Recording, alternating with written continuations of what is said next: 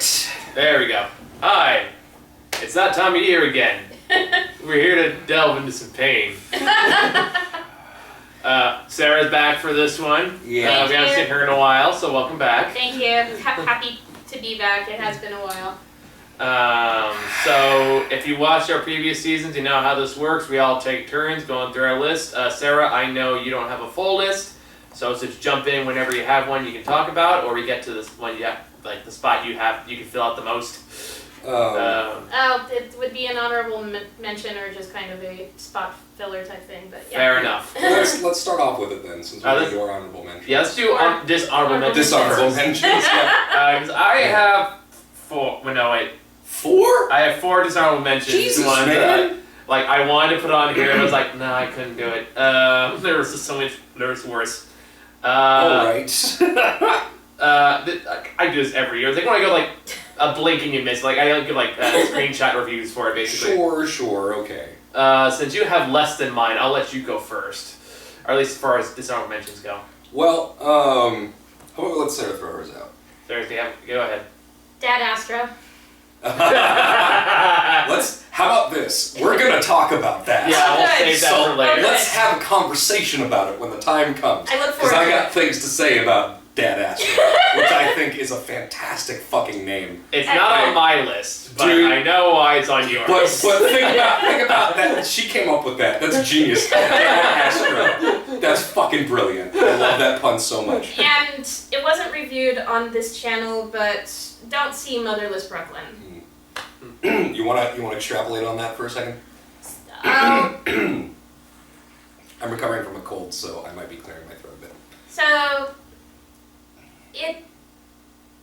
the plot and the pacing of Motherless Brooklyn meanders and kind of goes nowhere. The main character, as depicted or portrayed by Edward Norton, is unsympathetic.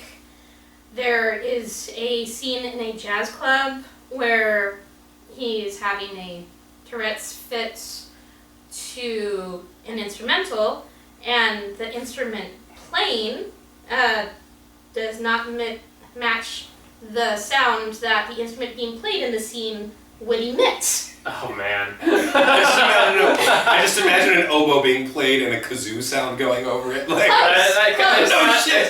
Close. It's like someone playing guitar and you hear it. Close. It was a horn being played and By a trombone. a trombone being played and a clarinet sound coming from it. What? Yeah, it doesn't work. Oh man, I'm kind of glad you Maybe missed they that. had one of those little like muffler things on there. It's a thing that could happen. I I think you're trying to like I don't know. It save really, Motherless Brooklyn I for don't yourself. know how to it do really doesn't work, and spoiler alert, if you want to see this waste of time movie, it ends not with anything getting resolved with all the subplots that are involved, but with Edward Norton going out of the city to kind of a Long Island house with his new African American girlfriend. It just ends, and it's pointless, and there's build-up and inconsistencies, and it's a waste of time of a movie. Okay. So I'm glad we didn't see that one. Yeah. Was that it for your dishonorable mentions? Yes. Okay. Oh boy. Go ahead, move on. This could not make the list because we did not officially review it last year. Also, it was before I got my AMC stubs passed, so I would not have paid to see it. Yeah, that was the case. Like, I tried to go see this. I know you're talking. I fucking tried. Yeah. And I couldn't get anyone to do it, and I did not want to see it by myself. I would have. Now that we have the stubs passes. Yeah, so that was a lot easier, and thank you for suffering so much with me this year. 2019 was a bad year for Anne Hathaway. You're welcome. Serenity, which honestly I'm not gonna spoil in case you have not seen it or have not heard the spoilers. I will say that if you want a movie that is melodramatic and sees Matthew McConaughey committing completely to a concept of a character that is so bizarre and so stupid that when it hits the halfway point of the movie becomes exponentially more bizarre and stupid, and it's almost like he commits further to it. Absolutely. I still want to see this. No, you should. It's free on Amazon Prime. If you have Amazon Prime, you can watch Serenity at no cost other than the precious minutes of your life. But I'd rather watch Mrs. Maisel. but that's the only case I like my girlfriend like on bad movie night and go, hey honey. No, this is something that you should absolutely show to your bad movie night friends. It is on top of having cartoonish characters and an absolutely bonkers plot. Like when you get to the twist, if you don't know the twist, you're not gonna guess the twist because the twist is fucking ridiculous and it's stupid, and not in a good way. Like in a what? And personally, I really love Anne Hathaway's performance in this because she seems to be transported from a different movie into this one. She has all the vibes of like a film noir femme fatale, and talks in that whispery way and gives those looks and has that hair and has that same sort of like wounded need of help, and it feels so bizarrely out of place in this movie that's hilarious. So 100% Serenity, honorable, so bad it's good mention. I wish we had seen it together because it would have been a great conversation. It would have been great. Honestly, I would like to watch it with you just to watch your fucking face. Alright, so these are my dishonorable mentions that we did review this year that was just not bad enough or memorable enough to go on my worst of year list. So we're going very, very quickly. Gemini Man is not on my list. I wanted to put it on there, but I couldn't justify it. Because for the life of me, I couldn't remember it. my friend Joker, whom I've been seeing movies with this past year, really wanted to see that. And I'm like, nope, you see that on your own. I don't want to see it. I just know, like, from what I remember of it, Gemini Man felt like it was a movie that was written in the 80s and just... I think never changed. I think it may have been, from what I heard, Yeah, that went the rounds through Hollywood for years. But it has like 80 cheese lines and it's played completely straight. It's written by David Benioff. I know, and that's why you refuse to see it. Yeah, even if it's just through the stubs pass, I refuse to give a fucking cent to either of those pieces of shit who did what they did to Game of Thrones. Fight me.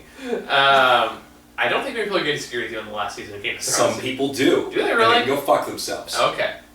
So yeah, Gemini Man, barely remembered it. I think like the only line I remember is when like this the ultra serious bad guy says like in response to the situation going bad, he says, "It's like the Hindenburg crashed into the Titanic," or something like that. It's like, wow. Somebody wrote that. Wow. Yes. All right. Like modern day wrote that. Somebody did. And they said it and said this line is meant to be taken seriously. And yeah, that's just a taste of the bullshit Gemini Man has. Other movie that almost made my list but didn't quite make it because again, kind of same reason, just like no effect on me. Countdown is not on my list. Yeah. I saw the trailer. It looks very lame. It was almost made my list. It almost made mine too. And then I really thought about it. I was like, do I have any strong feelings about Countdown at all? And the answer was like, no. Also, it was kind of funny in some like, stupid ways. Objectively, it's awful, but it's like I just couldn't muster the energy to like hate it more than it is. Like it exists. I just love that I called out the moment when she was on her laptop and I'm like, there's gonna be a ghost behind it, and she closes it, and there's just this dude going, ah! behind it, and I'm like, ah, that was stupid. There's so much stupid shit in that movie. But my personal favorite is still when Tom Segura is updating the code on a phone app Oh yeah. while the phone is still on, running the app, and as he propagates the changes into the code on that app, it updates all the other phones running that same app. No, right? It's in real time. It's so bad. Dog's Way Home is not on my list. That's surprising. You were dreading that movie. I was dreading that one, but then I watched it and I saw it with Howard and he was miserable, so I was laughing at him. I know that feeling. Yeah, I know you do. Wait. So did the Art of Racing in the Rain come out this year? Yes, it did. We never saw it. No. Because I came out a really busy week. We just didn't have time. Sure. Yeah. But you saw it? Because my friend Joker wanted to see it because he likes dogs. Oh. Yeah. That's a reason to see something. Yeah. But it was a case where, like, I can go over to Howard and go, hey, Howard, do you want a tiny piece of cheese? And he's like, fuck you. Remind me to bring him tiny pieces of cheese. But I rewatched that review. It's like, oh yeah, that was kind of fun to make fun of. Alright. So it's kind of like, all right. Like as awful as it is, as awful as it is, and as bad, it is like Mystery Science Theater level bad. Alright. And just how low quality it is. Like there's a part where the dog raises like a mountain lion. This happens. Okay. And it's a CGI mountain lion. Let's okay. That's and enough. the mountain lion fights off some like CGI coyotes That's at the enough. end. That's enough.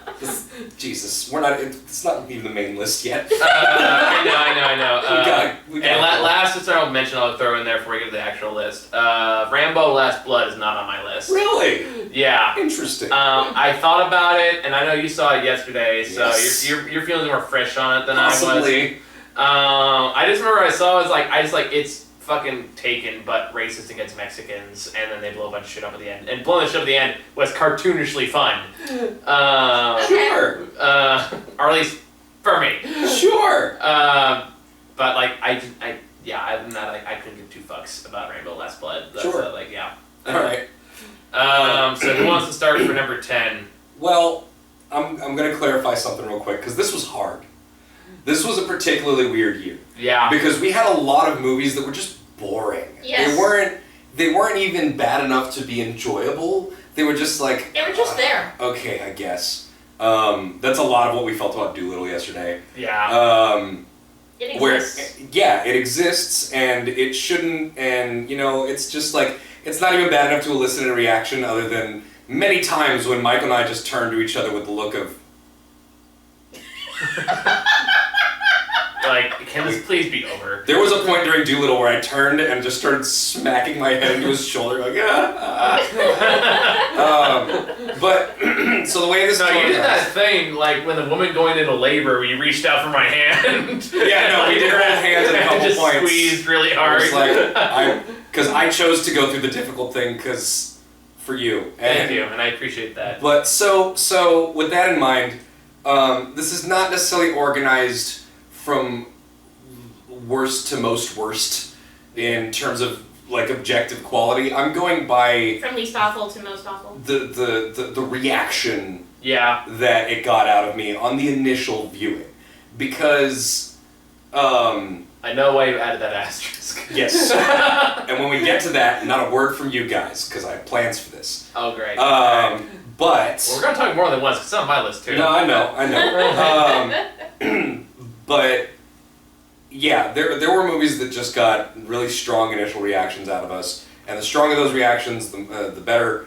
But overall, these are just like There's a lot of bleh movies in this list. a lot of bleh. But yeah, I'll start with number 10, Terminator: Dark Fate. You don't like Terminator: Dark Fate? I watched it a second time and it was much worse. Okay. Because the first time you're like, at least it had this going for it, but the second time you're like, man, this writing is painful. I enjoyed Dark Fate enough. No, like the fact that the main character, like they get rid of John Connor, and then they introduce a new character who basically serves the same role as John Connor. Yeah. And they just have cooler looking Terminators. They have a few really great action sequences, but her motivational speeches are so bad. I will agree with that. And the way that and while I did love it, you cannot deny how batshit ridiculous and stupid the concept of Carl the Terminator is. I love Carl the Terminator. I love Carl the Terminator. He's the best part of the movie. I'm just saying, if you really think about it, what the fuck? I don't need to think about it. Carl the Terminator just really likes Drake. Coming from the perspective of Terminator 2, Stop it. I will not. Carl, that's why it's number 10, my friend. Carl the Terminator That's is a treasure. why it's number 10. He's a national treasure. That's why it's number 10. We will cherish him. I heard that it's the best Terminator film since Judgment Day. That's not saying much. It's not saying much, but at the same time, yes. And here's the thing. The reason it's on my list instead of, say, Crawl is because this got... I liked Crawl. Yeah. Crawl at least was somewhat consistent. Yes. And I feel like for what it tried to be, it accomplished it better. Mm-hmm. It's a dumb fuck movie, but... But it's fun, and it's scary. Yeah, it's scary. I don't want to go as far as say scary, but... Yeah. Okay, suspenseful at times. It's not. But go ahead. Alright, my number 10 is The Dead Don't Die. Oh, I didn't see forgot about that. Yeah, that was... I remember you really hated that. That's a movie, and this is why it's on the number 10 spot. I just feel like I didn't get it. I think that's in the review too. I said, am I being punked? Is this a practical joke of a film? I actually saw that, and my take on it was there are parts about it that I liked, but ultimately I can't figure out whether or not I can call it a good movie because it's a movie that talks down to its audience a lot. It's more like it drags on, it repeats a lot of... It has this very weird tone and pacing that you feel is deliberate, A lot of but you can't tell if it's good. I feel like I might like it. You might. You'd probably love it. I feel like I have fun feelings about than I Tilda did. Swinton as an alien. Well, thanks for that. I mean, they don't hide it. They Okay. make it pretty obvious early on. But there's just a part in the movie, this goes into the more spoiler territory, where Adam Driver and Bill Murray are in the car together, being swarmed by zombies, and the entire time Bill Murray's like, "We might die soon," and I'm paraphrasing, I don't remember all too clearly. Yeah. And then Murray's like, "No, we're not gonna die yet." And then finally he just goes like, "How are you so sure? How are you so sure we're not gonna die today?" And he turns and goes, "Well, because I read the script." You read the whole script. Oh, yeah, it's like, you got the whole script? You only gave me our scenes together. Which, in a larger context, would have been really funny. Yeah. But the way they play here is so weirdly, deliberately stilted. It is, yes. It's bizarre, and I don't get it. I'll check it out. I'll have to check it out. That's why it's the number 10 spot, 'cause I can't tell if it's actually that bad of a movie, but I can't recommend it. If I had a full 10 worst list, that'd probably be my number 10 too. Yeah, so it's in that weird line where it left enough of an impact for me to remember it. That feels similar to how I feel about Dark Fate. Yeah. Except at least Dark Fate is comprehensible. They're just where just randomly a fucking UFO will show up in the middle of zombies, and then Tilda Swinton's just gone for the movie, and you're like, what? Sure. Man, am I being punked? Is this a practical joke? What Maybe is it's a happening? Jeff reference. And it ends with Tom Waits narrating Bill Murray and Adam Driver's deaths. Why you gotta spoil shit? Stop, seriously. I just told you Tilda Swinton got taken away in a UFO. Yes, because she already told me that she's an alien. Alright. We're talking about bad movies, sorry. Yeah, but come on. Alright, anyway, number 9. Number 9, Secret Life of Pets. See, that actually did not make my list. How? I saw worse movies. I mean, movies that had a bigger impact on me. You got a much stronger reaction to this. It's the one straight up children's film that I was like, this is so bad. I knew this was going to be on your list when you texted me. He's like, does this include kids' movies? Yes. Because this movie was really fucking bad. I barely remember it, honestly. I remember enough about it to know that there were multiple storylines that barely intertwined. Yeah. And then you had Patton Oswalt as Louis C.K. as a dog, and then Harrison Louis C.K. sounds different. Harrison Ford being the whole stoic conservative woodland dog, telling the pampered city dog to not be such a pussy. By basically trying to murder him. Yeah, he's like, I'm not gonna do this for you. You gotta basically almost die yourself, and you'll find your bravery. Honestly, I'm pretty sure that anyone who's freaked out about things, if they actually did something like he did and almost died, would have PTSD afterwards. It's a stupid movie trying to push a stupid message, and the jokes are awful. It's grating. It is a really unpleasant movie. And it's not one of those that would be easy to sit. I feel like good kids movies are easy to sit through as parents as well, because they have that nice balance. Yeah. I mean, even if you're looking at, say, early Pixar or something, like they had a good balance of stuff like that. That's why Shrek was so good. I love Shrek. But, you know, this movie just failed on every fucking front. Yeah. It was really boring. No, I agree. And barely a script. I didn't feel as strongly about it as you did at the time, or like now, I guess I should say. I just remember the feeling that I had afterwards. Yeah. Just deep disdain. I think I agree with every point you have to say about it. I really do. For me, it was just, again, looking back at it now, I don't feel nearly as strongly about it as I did back then. It didn't have a lasting impact enough for me to be like put on my list. Yeah. All right. My number 9 is Pet Sematary. Hey!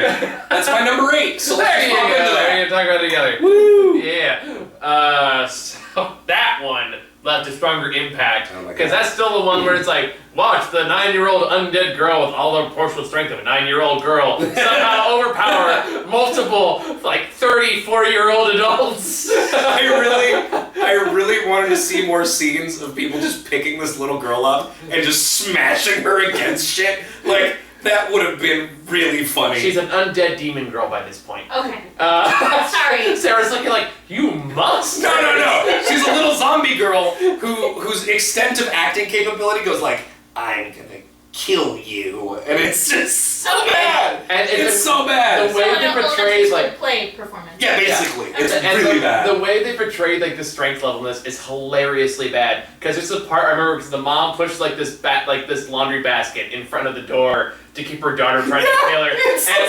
And she's like bashing against it, and she's trying to get in, and she like barely squeaks in, and then later the dad comes in and goes boom, and just clears it. Is it a full laundry basket?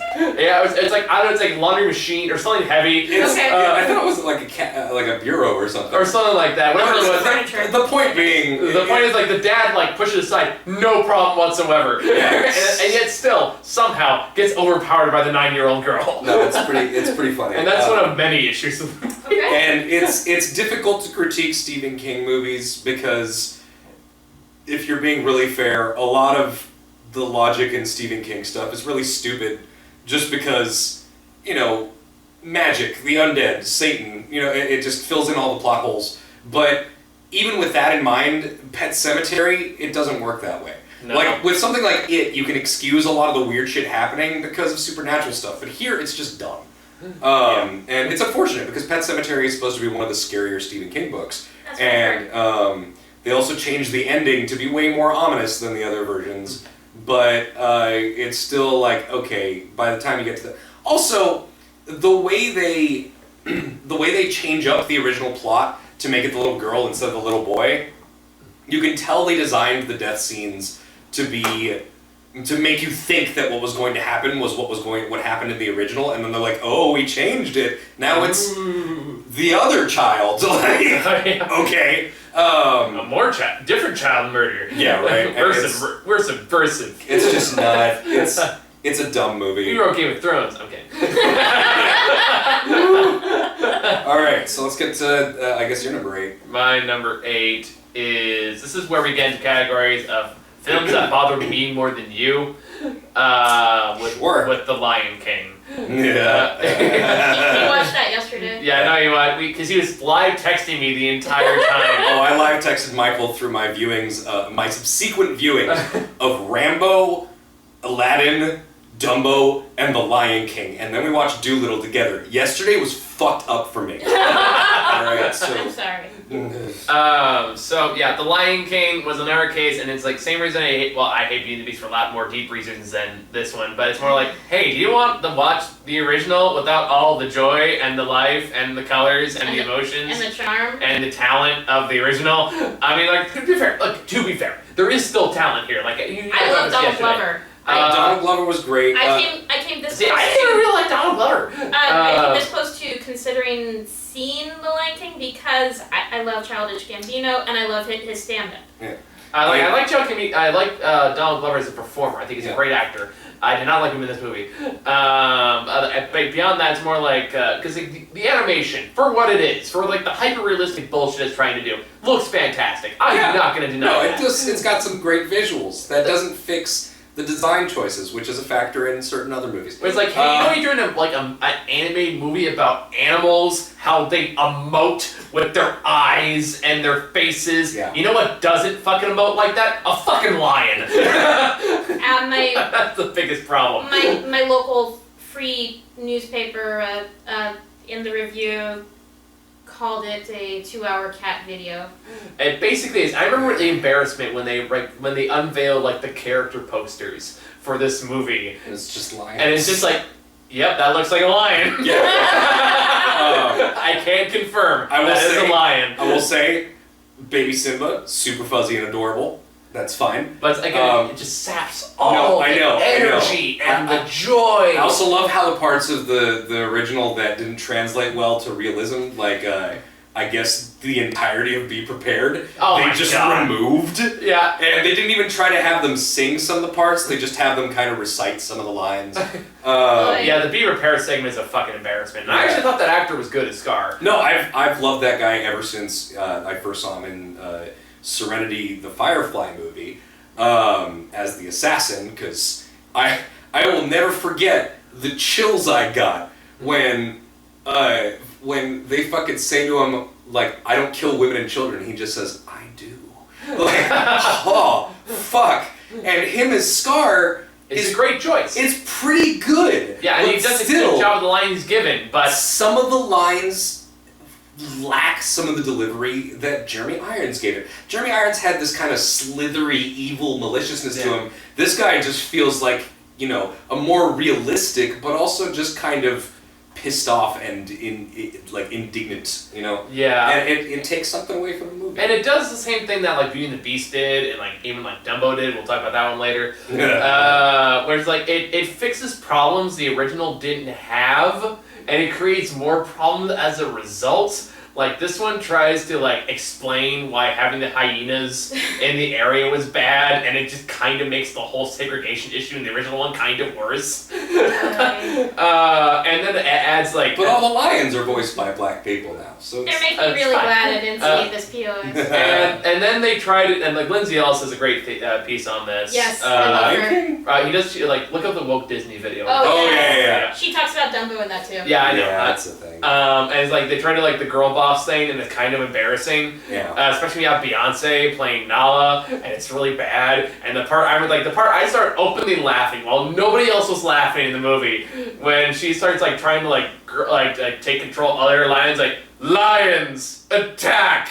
It's like I went to like church choir and goes, humans sing.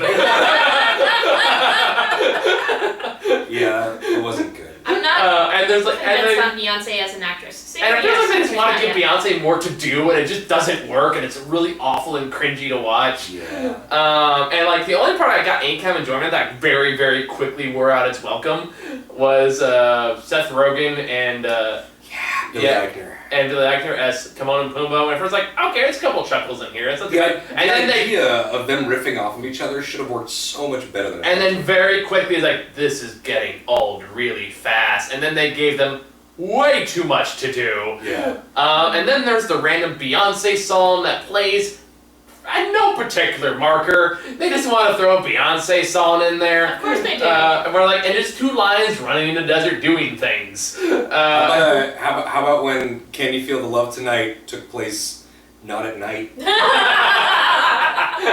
was good. Or like when I Just Want to Be King takes place like, yeah, he's splashing in some puddles. Yeah, it was just animals running around him. There's like nothing. Yeah, anyway. And again, the original. There's color. There's so much movement and like joy and passion and like there's so much to see. And you rewatch it again and see all kinds of cool new things. Yeah. And this one is just like, oh look, he's like moving around some animals there. Yeah, right. And then of course, like Mufasa's death. Which turns into so much impact. No. Didn't James Earl Jones come back? Yeah, he sounds more bored. I don't.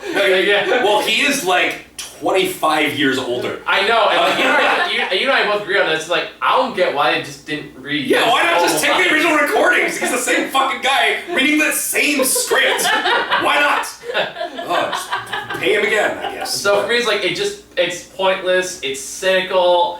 And it's one of those cheap ass. I guess they're doing it with Bambi now. I just read this morning. Oh boy. Yeah, they're doing it again. They're doing it with fucking Bambi.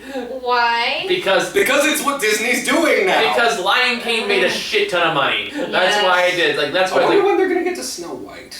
I'll give it time. Anyway, so that's my number 8. Disney cynicism. Number 7. Rambo: Last Blood. All right, I'll let you go on this one. Rambo: Last Blood is made by people who basically the through line of thought from the original Rambo to this one is veteran comes home after Vietnam, is harassed by all these fucking hippies and the cops of this like liberal town, and he goes on a PTSD fueled rampage, and he's the real victim. And that going through to he has to go and murder a bunch of people in the jungle to protect the United States or whatever people. And then the final part is the veteran came home and I guess adopted a Mexican girl, and she didn't listen to his old school conservative values and went back to find her shitty deadbeat Mexican dad and got kidnapped by Mexican sex traffickers, and now Rambo has to go kill a bunch of Mexicans, and it is cartoonish in how it portrays its villains. Oh yeah.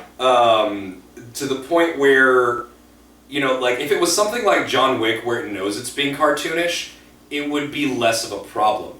But here, there's clearly a mindset of like, don't go to Mexico. Like you're gonna get sex trafficked. This is what happens to pretty young girls who go to Mexico. And it's clearly just a setup for Rambo to just set up a booby trap gauntlet in his basement tunnels and murder a bunch of fucking sex traffickers. That does sound a lot like Taken. It is basically Taken. Yeah. And it's really bizarre with how tangentially that attaches to the other Rambo movies. The only thing that attaches it is the idea of having a conservative mindset throughout the years that portrays these things cartoonishly badly. And currently it's, Mexico's full of this stuff. And seeing that put on screen was just painful. It was almost as painful as Sicario 2. And even then, the last act, as someone who actually really enjoyed the Rambo movie before this, Rambo 4. I like Rambo, like the one that's just called Rambo, right? Yeah. Yeah, I thought that was good. That movie was awesome. Yeah. That movie, he goes into the jungle, he's trying to save some stupid college students or something. Yeah, and he's like kills me with bows and arrows, got a big fucking Gatling gun. Dude, he takes the Browning and fucking literally just shreds people to bits with it. Yeah. Sneaks into an enemy encampment and like goes like Metal Gear Solids his way through the whole fucking thing. It's awesome. It's very much a Rambo thing. This one takes place on a fucking ranch in Arizona. Like, what? Why? This is basically angry veteran kills a bunch of Mexicans, and the violence is beyond. It's not even standard Rambo cartoonishness. It is. He literally tells a dude, "I'm gonna rip your heart out of your chest like you did mine," because the spoiler alert, the girl dies, and he literally shoots arrows through this guy's arms and legs to pin him to a wall, and then goes up, takes his knife out, and says, "This is what it feels like," and cuts open his chest, Wow. rips out his heart, and holds it in front of him, still beating. Is he fucking Dracula at this point? And here's the crazy part: when he takes it out, it's like cleanly severed from whatever was around him. Like he cuts straight down the chest, but just goes, "Ah!" Yep, it fucking happened. I'm like, okay. And then he goes and dies on his porch, and Does gives he die? I this. thought he still makes it. No, he definitely bleeds to death out there. Alright, yeah. And like his father used to, not bleeding to death, just rocking chair on the porch. But he gives this whole sentimental monologue, which I'm pretty sure he bored his daughter to death with earlier. But he gives this sentimental monologue about like all the people I loved and cared about are now ghosts. And then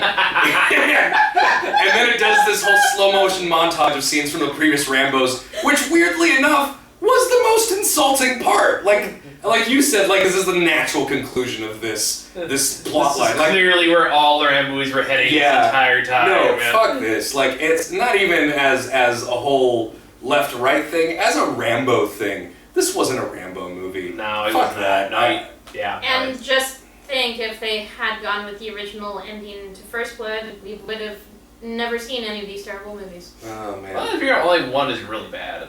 Huh? I said only the last one I thought is really bad. Like the other Rambo movies are pretty okay. Rambo Last Blood is really bad. The second and third one are definitely like this. You think Rambo First Blood's pretty bad?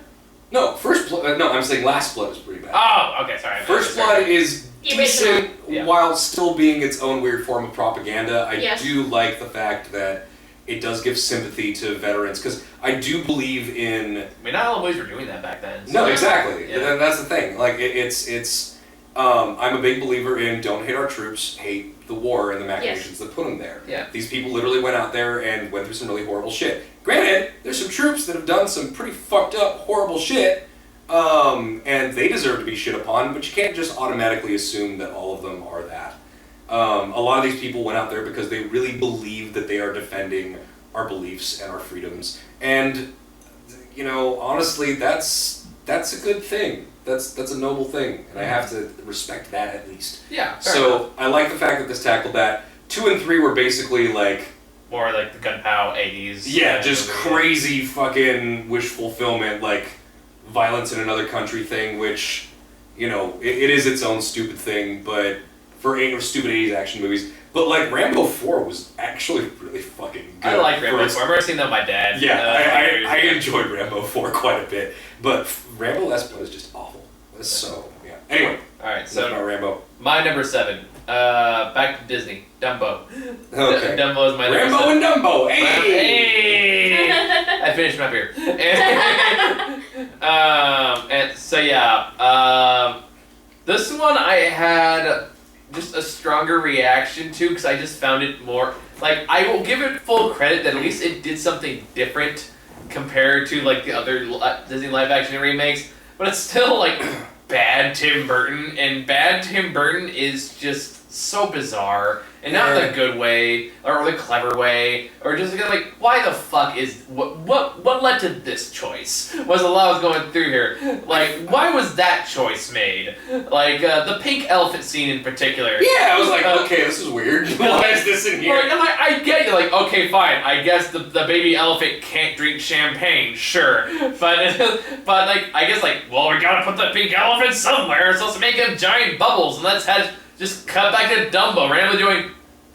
Yeah, no, it just cuts back to him like... Yeah, it leaves like the other one. They do it like 6 or 7 times! Yeah, it's the just original the one same is shot! This trippy mindfuck of classic Disney where they would just go there. Yeah, and I it's crazy love that animation. about the original one. Yeah. And it's so fun to watch. And here's like, and they just have what's his name? Like going, pink elephants, and then Dumbo. Yeah, it was bizarre. And like that's not even the most bizarre scene. And again, I can tell you how awful the movie is in just in one phrase. And if you've seen, this quote. Sure.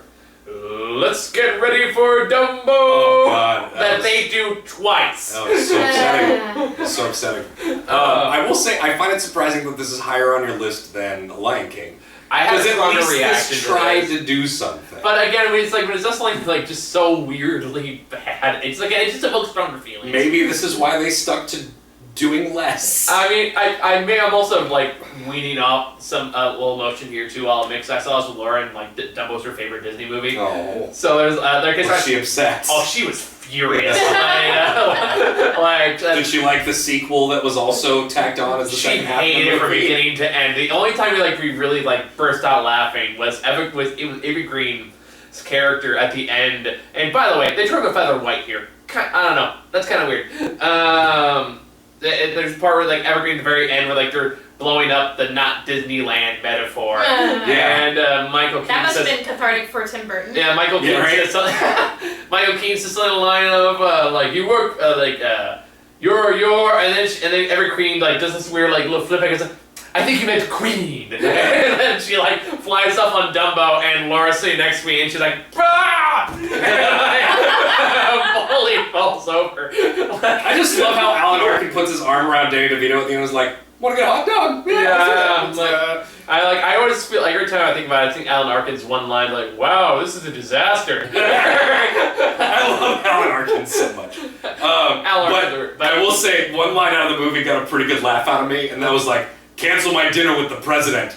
I've got business with an elephant. So like, and I just got so annoyed. It's the same God. reason that Alice in Wonderland's kind of the remake is kind of simple to work with is when they change the names of things for no reason. Oh, yeah. Like when they what do they call him, like Fumbo or something like that, or Jumbo like, Jr. Jumbo, that was it. And it's like, oh look at Jumbo, and then everyone's like really judgy, weirdly towards a baby elephant. It's like one of my favorite things throughout the movie was Joseph they Jr.'s talk. the name of his mom in the original. Yeah. But then this one they call like the Dumbo is named Jumbo. They talk to the elephant throughout the movie as though it understands English, but also throughout the movie talk to it as though it doesn't understand English and they have to work to make him understand. It's really bizarre. And it's especially weird that there's this whole audience in the beginning which is just like, look at him! He's Dumbo! Stupid dumb elephant! And it's like... And I'm like... the fucking mean-ass hecklers are just screaming at a baby animal. I know, like, and that's what baffles me. It's kind of like my same issue I have with Jurassic World, where it's like, people are getting bored of dinosaurs. You could have a monopoly on dinosaurs! Like, there's no one that's ever not going to want to see a dinosaur. Let's make up problems. And in this case, there's like, people's like, oh, that's an ugly elephant. You got me an ugly. It was like, how many elephants have you seen that you can rank them? In defense, like, you don't know. This is pre-internet. You don't know what a baby elephant is supposed to look like. What the fuck? I saw a baby elephant at the Portland Zoo, and I thought she was adorable. No, it's one of the cases it makes no sense, and that stuff just bugged the shit out of me. Yeah. And it just annoyed, like, those overly cartoonish bad guys are just there to do stupid shit. You have like the two POV characters, which are the kids. Oh god, the kids are awful. They are so fucking awful. I love how they basically just translate what's happening into it. Like, I guess the sister has to explain things to the younger brother. Yeah. So they just have moments where it cuts away from what's happening, and she explains what's happening in like a sentence to the kid, in case anyone in the audience was so young that they have to be the position of the kid and be so stupid that they don't understand what's happening in front of them, because kids are stupid. But because she wants to be a scientist. Yes. Well, she does absolutely and zero scientific She achieves her scientific dream of operating the projector at the end of the movie. Yes. So she wants to be a projectionist. A scientific projector. Anyway, we have worse to go through. Yeah, so I'll leave it there for Dumbo. I could go on, but I fucking hate it. Now, number 6. We get to the pain. Yeah. Dark Phoenix.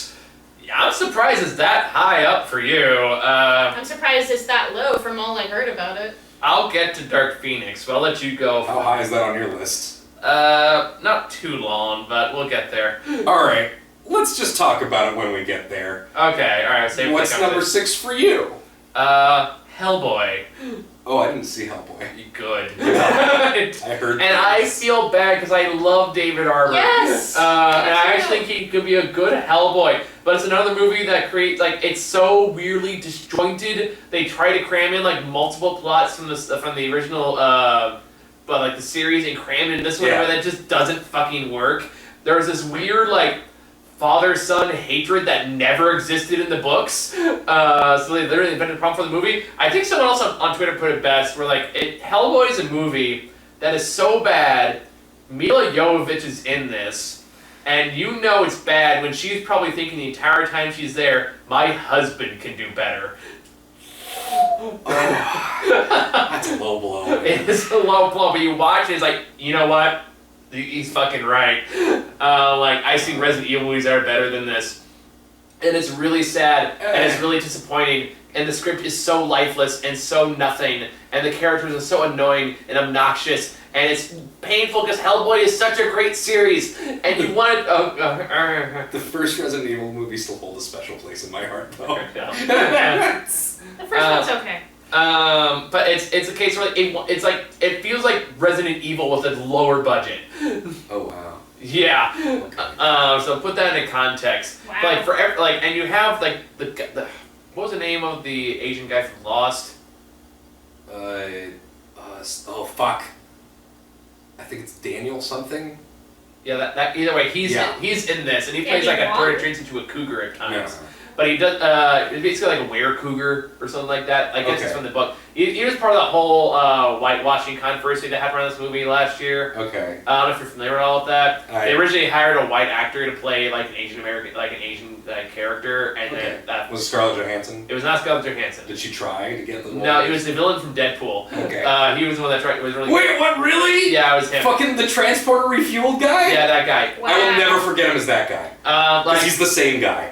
I will give him credit. I'll give him credit's due. When he heard the controversy and understood what was going on, he immediately dropped out of the film. Oh, that's cool of him. Good on him. I'm not saying he's a bad dude. I'm just saying he's a bad actor. No, my point is though, like at least I can respect him as a person because he said like I didn't know. I don't want to step on anyone's attempt at like create more diversity in Hollywood, so I'm gonna drop out of this. Like, okay, good for him, and good thing he did because it was like his character is obnoxious as fuck. Win-win. Yeah. A win-win situation for that guy. And it's like you look at. Do you think he saw it afterwards and was like, man, Dodge the bullet. Yeah. And you watch it, and like you watch the movie, it's like, man, Hellboy has such a great like wealth of characters, like Abe Sapien, or like any of these like cool like characters you can draw from, and you go with boring man that sometimes turns into a cougar and weird wizard chick you made up for the movie. And it's just awful. The CGI is awful. It's painful to watch, and it's a waste of David Arbor. Who looks the writing? What is that? How about the writing? The writing's also god awful because it randomly goes from, and I'm not making this up, to Hellboy going overseas to hunt hunt trolls on horseback with a bunch of like hoity-toity Englishmen. This happens. Okay. And then he beats the trolls, and then it randomly cuts back to like. By the way, let me put it this way: all the cool stuff you see in the trailer is all in the last 10 minutes of the movie. Okay. It's one of those movies. And then he finally beats the trolls, and then that's just in that plot, and it doesn't come back ever again. And then it goes back to the main, and like you have to come back because Mila Jovovich is about to come back from the dead or something like that. You gotta find like this elven woman who I don't remember that was actually what it was. I think I maybe mixed it up with Bright. Okay. Which is saying a lot. Yeah. On its own. And they said we had to find this person betrayer, and then she'll do the thing, and then she does a thing, and then the movie forgets she exists. And that's one of those. Cool. So it has a Star Wars symptoms to A it. little bit. Yeah. Okay. All right. And All right. yeah, moving on because yeah. Oh, he's gonna be a Black Widow, so Hellboy's fingers crossed. awful. Alright. So number 5. Cats. Only 5? Because we... wait, where's it on your list? It's down a ways. Really? Yeah. Okay. Again, objectively versus personally. No, I know, but the reaction that we had to this movie, I had a hard time placing this because the reaction we had to it was probably the strongest we've ever had to anything. That's why it's lower in my list. No, exactly. But the anger at it was not there. We weren't angry at this movie. We were confused. We were sheerly like we didn't understand what had happened. An experience I will share in later this evening. And it was really just this whole. I love. There are beginnings to some of our reviews that I love, and the first 3 or 4 minutes to that review is just sublime. Because we literally can't talk. We're sitting there, I am clutching my face and screaming. I think I started just laughing hysterically. Yeah, you just started laughing at one point. I try to speak at one point. I try to speak 3 or 4 times in a row, and then just burst into laughter along with him.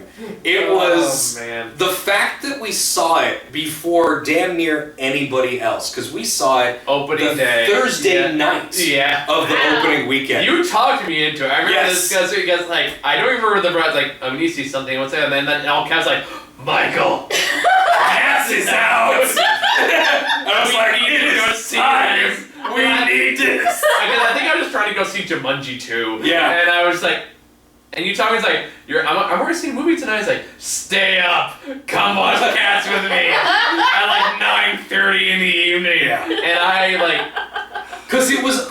Keep in mind, it was the weekend before Christmas. Yeah. So God knew when we'd be able to get back together for a movie after this. And I knew that Cats was one of those movies where you gotta have the review up fast. Yes. There's gonna be a lot of reactions to this online. And there was. And I just knew we had to do it.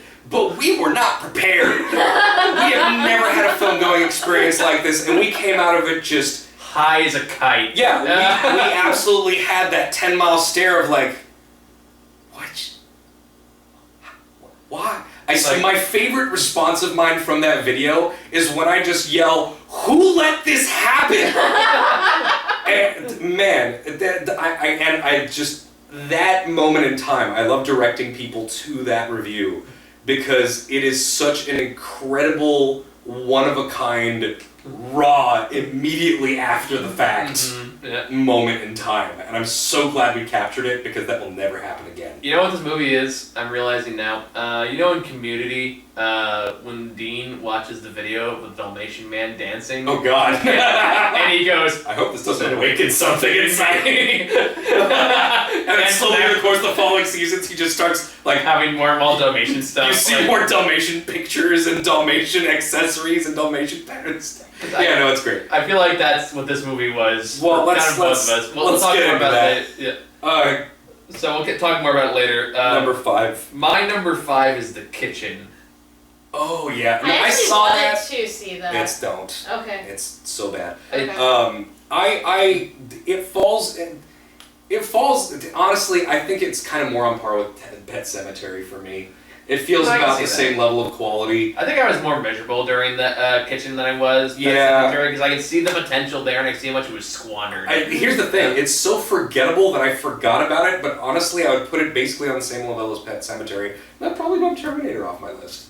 Uh-huh. Yeah, The Kitchen kind of belongs there. Yeah, I'd agree with that. Yeah, Tiffany Haddish being Tiffany Haddish reciting a script that makes no fucking sense. Well, Tiffany Haddish trying to be like taken seriously in a serious role, and she's just herself. She's not doing it at all. She doesn't act. She has the same fucking personality she always does, which is her own brand of sass, and it's grating, and it's so irritating whenever she does something that is.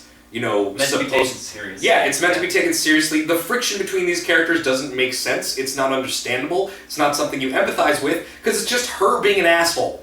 And it's like every conflict in the movie basically boils down the same way of, you girls come to mine, you're going to try to take things? Yes. Well, okay then, it's yours. Not to mention, or Tiffany Haddish, they're like, what are you doing with my money? And she's like, get off my back. Yeah. Okay. And it's like, okay, Jesus. All right. Well, I guess we're gonna get someone killed accidentally, and it's gonna resonate. And it feels unfortunate because Melissa McCarthy really does a pretty solid job in this movie. She is solid in the movie in a wasted script. Wasted potential, and Elizabeth Moss is Elizabeth Moss. As always, she's in. Fucking fantastic. I can't wait. Like she's the reason I'm looking forward to Invisible Man. Yeah. Oh, that looks good. But yeah. Anyway. So like Kitchen, awful, degrading, longest 2 hours I've sat through this year. Really? One of. There's another one later on we'll talk about. Yeah, and I think you and I are thinking the same thing. All right. But I could not stand it. I was bored and angry through the entire time. It was such a waste of talent and effort and a good graphic novel. Completely fucking wasted. So that's really all I have to say about Kitchen. So. Another notch in DC's belt of shame. Alright, so number 4. Oh, you know what's funny? Sorry, one more thing about Kitchen really quick that just reminded me of this. Me and Laura were talking recently, because she knows how much I hate Melissa McCarthy movies, and she was making fun of me one day, and she's like, what would you rather watch? Like, a Melissa McCarthy movie or a Tiffany Haddish movie? And I'm like, oh, that's mean. And I'm like, what if they were this? She was like, what if they're in the same movie? He's like, they fucking were.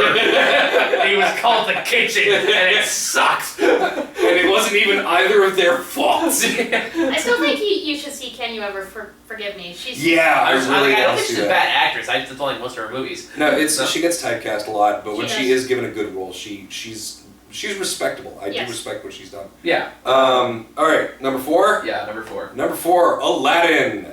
There we go. I'm gonna let you take the praise on this one.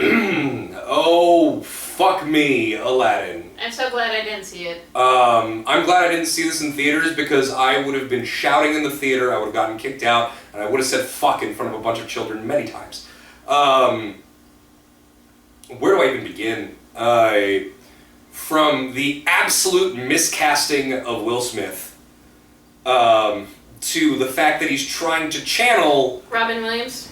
Yes. Yep. Trying to channel Robin Williams into this role, and it does not fit. It's so irritating to the new dance sequences, to the way that they try to manifest that kind of, crazy slapstick style that was in the original Genie. Instead of making it their own, they just tried to be something kind of new and also the old thing at the same time, and it hurts to watch. Yeah. It's upsetting. The new Aladdin is fine, I guess. The new Jasmine is fine, I guess. They're all fine, I guess. I was excited for this, because it's Guy fucking Ritchie. I love Guy Ritchie. And they actually cast a bunch of Middle Eastern actors for Middle Eastern roles. Not normal. Concept. Not really a big normal thing in Hollywood. It's like, cool, let's fucking see what happens. But the weird changes to like the songs, the jokes that they change little touches. It's the same things that are wrong with like the Beauty and the Beast remake. Yeah. Where they make these small adjustments.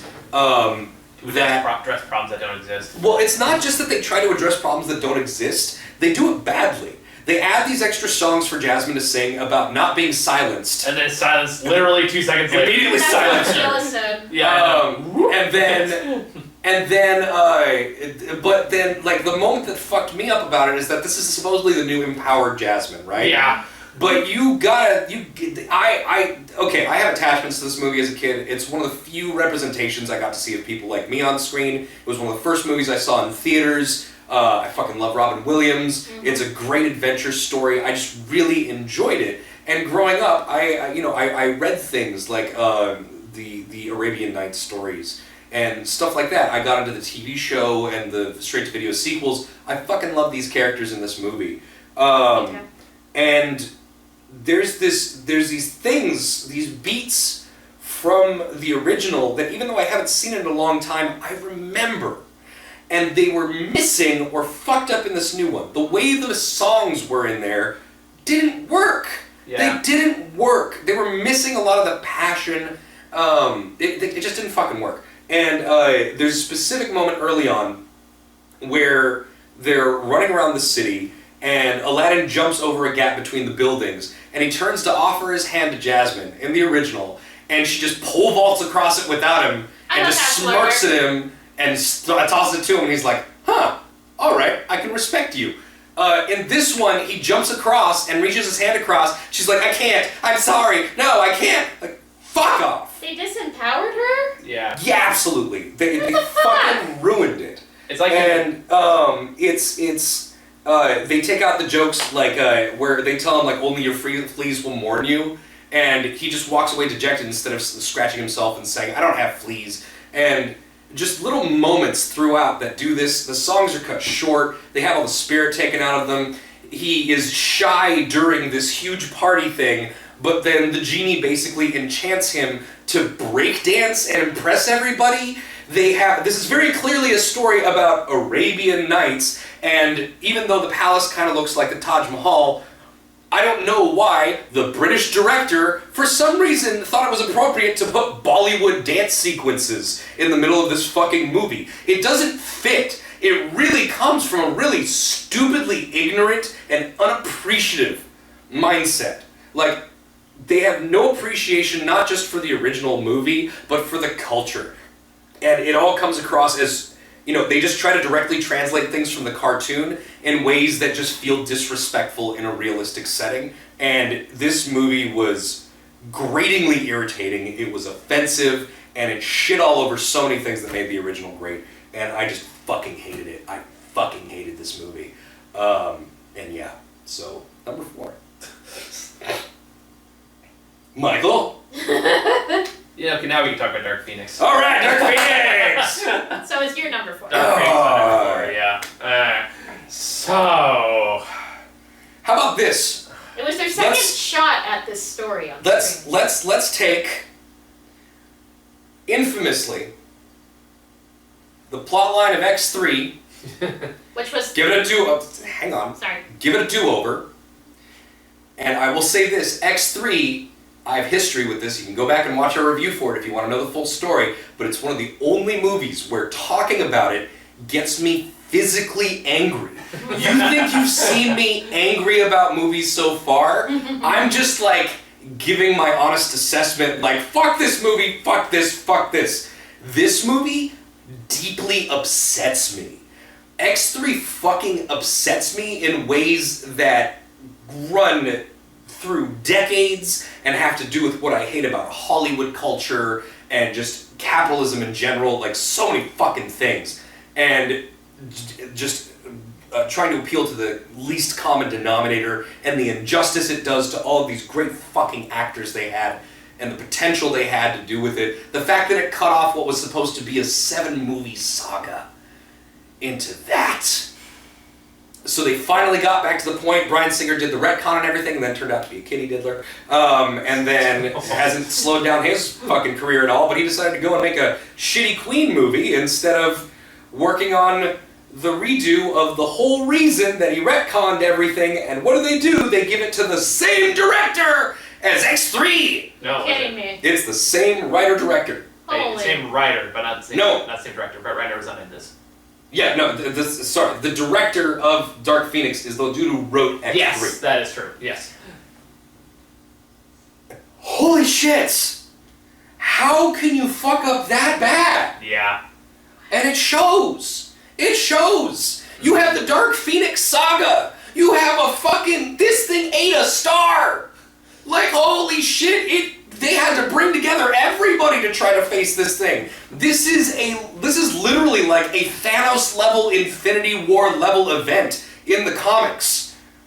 And you make the most intense scene in this movie a fight on a train? Well, hold on. A train fight? We all know that things are improved with trains. Is that the punchline? Is that all you're gonna say? I'm just trying to piss you off. No, that's not. No. Holy shit, man! This movie was such a fucking waste. It was a waste on every goddamn front. Like, how do you fuck up this badly? Not to mention, Michael Fassbender, who's supposed to be like, what, 70-something in this movie? Just walking around as a handsome 40-year-old. And I love Michael Fassbender, but I fucking love that. I have never, I didn't see The Snowman, so I can't say how much performance is in that one. That's not. But I've never, seen him, look this bored in a movie. It's a paycheck. Yeah, like the lines he has in the movie that they use in the trailer is it's like, you're always sorry, Charles, and there's always a speech. Like, I'm not convinced he's acting. I think they just ran a riff. Because he's, so done with this. Like, Jennifer Lawrence comes back to Mystique, and she is so over this shit. She's so over it, she dies immediately. Yeah, so done. Yay, paycheck and I'm out of my contract. And it's again, I agree, it's such a fucking waste of good actors, a waste of good material. Like I said, I was excited when they got what's her name to play Jean Grey. I thought I think Sophie Turner. Sophie Turner, thank you. She's a really good actress. I was really excited to see what she brings to the Jean Grey Dark Phoenix role, and it turns out fucking nothing. Not her fault. They gave her nothing. She brought her British accent. She brought her British accent. Yeah. Okay. Like I said, not her fault. I will be fair. Not her fault, but also. The fact that they basically completely shit on the legacy of Professor X. I mean, that's been done in the comics a lot, so I haven't really felt that. But within the fucking context of the Dark Phoenix saga, within the context of, he basically is chasing fucking late night talk shows and all that instead of caring about what's happening to his students. I mean, it's better than what actually happened in the comics, where it turns out he was in love with her for, since they put her in school.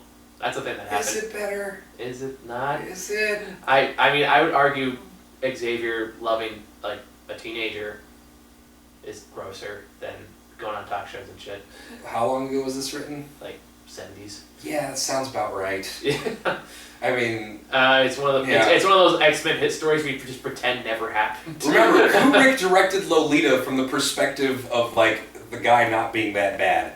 When the whole point of the book is this dude's a fucking creep and a scumbag. I guess my point is Charles Xavier's reputation had been tarnished long before this. Okay, but and that's also like the reason like 2000 story where it turns out the Danger Room is actually an alien that he's kept prisoner.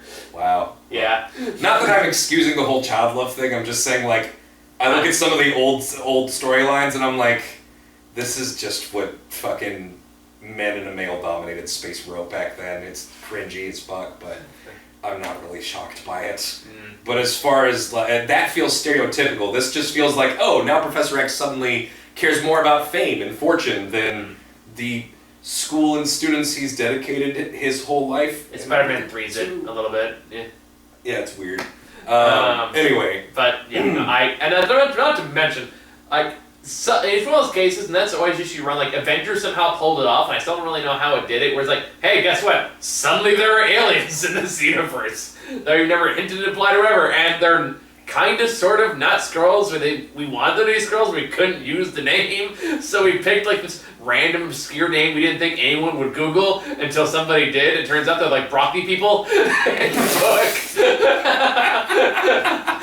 I know, I showed you a picture in the review, and he's like, they look like walking asparagus. and I laughed and was like, okay. Although it's not as crazy as when you showed me, what was it, was it the mouse from Shazam? What was the...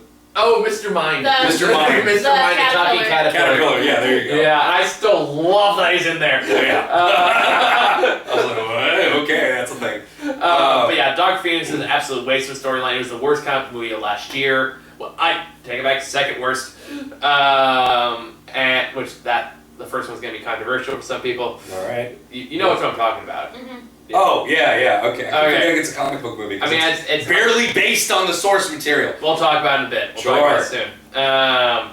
But yeah, Dark Phoenix, fucking waste. Everyone's wasted in it. Nobody looks like they want to be there. It's a miserable time, and it's fucking terrible. All right. Number 3. Ad Astra. Or, as Sarah wonderfully named it. Dad Astra. Dad Astra. Yeah. I was giving it to her, man. I know, I realized that. Stepping all over her line. She doesn't even have a list. I'm trying to give her a moment. Okay, I'm sorry. All right. Yeah. This is another movie that I saw with my friend Joker, and it's 2 hours of my life I'll never get back. I did not hate this nearly as much as you two did. You can go. This is another movie that I had a very strong rant about during the. I shout for like 6 minutes at the beginning. Oh yeah, that was the case. You got this long spiel, and it goes on and on and on, and then you're probably like, "What did you think?" I was like, "I thought it was fine." no, I'm fucking wrong. It's okay. Like a lot of people agree with you. It makes you feel better. But, Good. Yeah. But yeah, I've spoken at length about this. I'll come back in. But Sarah, why don't you take this opportunity to? I wanted to like this movie. It should be in my wheelhouse because I like philosophy. I like science fiction. It like had Brad Pitt. Yes, yeah. I like sci-fi. Sci-fi, and how on Earth, or in space in this case, do you take Brad Pitt, who gave one of the best, most charismatic, charming performances of his career this past year in Once Upon a Time in Hollywood, and make him be a walking, talking stick for over 2 hours? He is so wooden. Every performance in this is so wooden, so forced, so slow, so pointless, so heavy-handed. Yes, some of the visuals are nice, but why should I care about any of these people if they don't care enough to give me an emotion to latch onto? I got nothing on this one.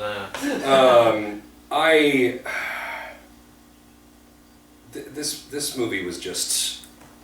It was one of those things where for the first half, I was like, okay, maybe this could be good. Maybe what it's doing will go somewhere good. But as it goes further, it gets stupider. Yes. And it's really insulting to the viewer's intelligence. Yes. And I can sum it up as this was a movie made from the perspective of, like, a man who is overly cynical and has given up all hope on everything and looks down on all other men and society in general, but also is severely broken and damaged. And for some reason doesn't realize until, most of the way through the movie that a lot of this comes from the way that his father treated him. Because he's deified him as a hero, and he's a military veteran, he's legendary because he maintains a calm composure in every fucking situation. He is this, he's this stoic badass of a character who has, great aim with guns while he's being chased by moon pirates in a buggy chase across the surface of the moon, and he shoots them out with a fucking pistol. If they'd taken that sequence out, it wouldn't have changed the story. It would have made it more boring, because there are set pieces in this movie that they're there just to keep the pace up, because they don't really matter otherwise. Yeah. But it really is just this character who's like an old school fucking cowboy, and he's just a man in a man. And he's so committed to his mission and his feelings, and all these other people who have feelings and want to help people are not focused on the mission, and they're gonna die because of it. And they just don't have respect for what really matters, which is his mission. And it gets to the end, and he realizes that he has to let go of his father to get better in life. And his father literally tells him to let him go. And he literally lets him go into the vacuum of space. Yes. Well, here I am. So we watch him and follow him for 2 hours so he can get his father and bring him home, and then that ends up being a pointless... Yeets him into the void! Maybe he crashed into George Clooney from Gravity. And then rides a nuclear explosion in space to propel him back home towards Earth. Oh my god. In the exact direction that he needs to go, even though he didn't park in relation to the explosion initially. I forgot about that stupidity. It's incredibly bad. And this is a waste. I later looked up the soundtrack. It's done by Max Richter. Max Richter is one of my favorite modern composers. When I initially reviewed it, I was like, the music in this is great. This movie wouldn't be half of what it is without the music, and it really isn't that much as it is. No, but the music is composed by one of my favorite modern composers, and I loved it. And it's a waste of. There's so much money went into this thing. So much good talent went into this thing. And what it ends up being is this hollow, pretentious fucking slog that makes no sense under even the slightest bit of scrutiny. And it's literally just their delivered beats as you go. And one of my favorite stupid things about it is that this fucking mission went out there 16 years ago, and they lost contact with them. And, this whole thing. But with all the resources that they have at their disposal under a fully functioning society, they don't send someone out to check them out. It's 16 years when they send out their best fucking scientists and war heroes on this mission. But hey, Brad Pitt, all on his lonesome, operating in a single spaceship under a completely crippled ecosystem. Their technology is fucked because of all these antimatter waves. Fuck that. That's its own thing. But all these things that are taking out all their systems throughout the solar system. Brad Pitt on his fucking lonesome in one spaceship gets there in 2.5 months. Because they couldn't have sent somebody to check. Because that's how light speed works. It doesn't make sense by its own fucking logic. It is an crushingly stupid movie. Yes. And it is up there. It is up there in terms of style over substance, fooling people who like certain signals that they're getting from a movie and they don't fucking take 2 seconds to really think about what those signals mean, or their consistency, or just how fucking bad the writing is throughout the movie. And that's my next entry. So number 3. Speaking of society, did you know we live in one? That's my number 2. Ready? Let's talk about Joker. Fuck this movie. Fuck its fans. So glad I did Fuck see its it. pretentious director. Fuck its 11 Oscar nominations. Fuck its 11 I Oscar nominations. Oh my god. The Academy was lost to me when they fucking gave Chicago Best Picture. But like... Or Crash. or Green Chicago Book. was before Crash. Or Green Book. I don't know. Oh, But let's... Academy aside... Yeah, but Jesus Christ. okay. Because, like, if the movie was just what it is on its own, I could kind of let it go. However, when I put it in context with the shit the director has been throwing out The there... fucking arguments I've had over this movie are infuriating. And the entitlement of the director, the entitlement of its obnoxious fan base, and just the weird dick measuring contest this has seemed to provoke with other, like, lesser films or lesser comic films or some bullshit, it's been infuriating. It has been nightmarish. Dude. I hate the crowd this has enabled. I'm not even talking about... I hate the fact that it's validated the director. Yes. Yeah. Suddenly the director, Thinks after he's hot making shit, this yeah. movie... Dude, I watched a roundtable with him and a few other directors, including fucking Greta Gerwig, I forget her name, but the lady who directed The Farewell, Martin fucking Scorsese. Yeah. This dude is sitting at the same and Noah Baumbach. This dude is sitting at the same table as these fucks, and he's sitting there with a stupid smirk on his face like, yeah, we're artists. Like, Lulu Wang. fuck yourself. Lulu Wang? Yeah. Okay, cool. The director. And I think the one thing that gave me some kind of just weird sadistic joy was when Martin Scorsese like said in an interview like, yeah, I haven't seen Joker. I heard it's fine.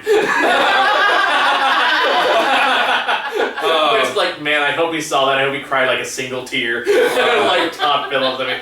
And because like again, and that's the point. The big problem with Joker is the fact that for all its pretense, for all its bullshit, for all its like society or all these things it pretends to be about, it is about absolutely nothing.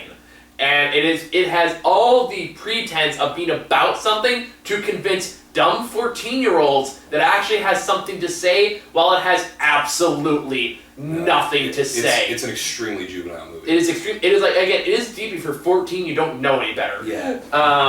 And again, the people that have gone are like, I had one person on YouTube recently that I got like in this. I foolishly started trying to debate this film with. I should have known better.